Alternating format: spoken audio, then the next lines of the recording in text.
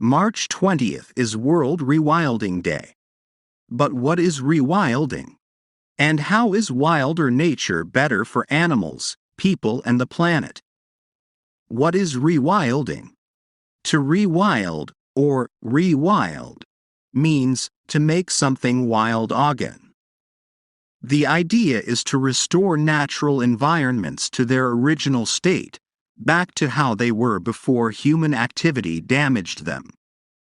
Rewilding aims to put nature, not humans, in control.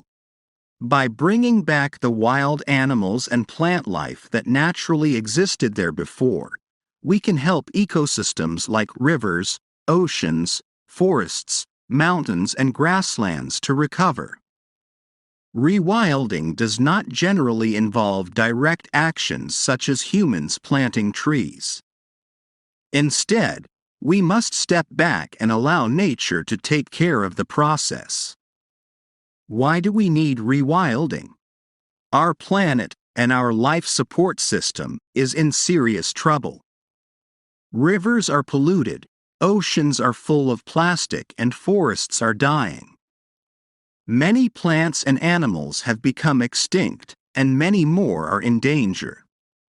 We have taken much of their wild habitat and changed it into land for farming and building. Climate chaos is another terrible example of the result of human actions over centuries. The aim of rewilding is to allow some of this damage to heal by helping environments become more natural again. What are the results of a successful rewilding project? In 1995, an inspiring rewilding project took place in Yellowstone National Park, USA. For almost 70 years, there hadn't been any wolves in the park.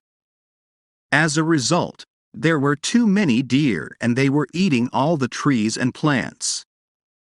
This reduced the numbers of many animals, such as birds, beavers, and cold water fish, and even changed the rivers when their banks started to erode. So, to control the number of deer, wolves were reintroduced to the park. The result was amazing. The behavior of the deer changed. They now stayed away from the rivers, where the wolves often would go. This meant small trees now had a chance to grow tall. Some grew 5 times their height in just 6 years. With healthier forests, birds and other wildlife came back. Even bears reappeared because now there were plants to eat. The riverbanks became stronger again, thanks to all the new trees, and river animals returned. Reintroducing the top predator allowed nature to find its balance. Can rewilding happen in oceans? Rewilding can also happen in oceans. Healthier oceans create a healthier planet. The Earth's temperature is rising because greenhouse gases like carbon dioxide, CO2, trap heat in the atmosphere. You probably know that trees absorb carbon from the atmosphere. But did you know that whales also do the same thing?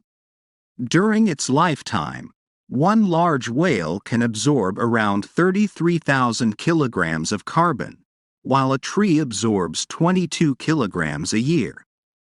Where there are whales, there are also tiny living creatures that live on the surface of the sea, called phytoplankton.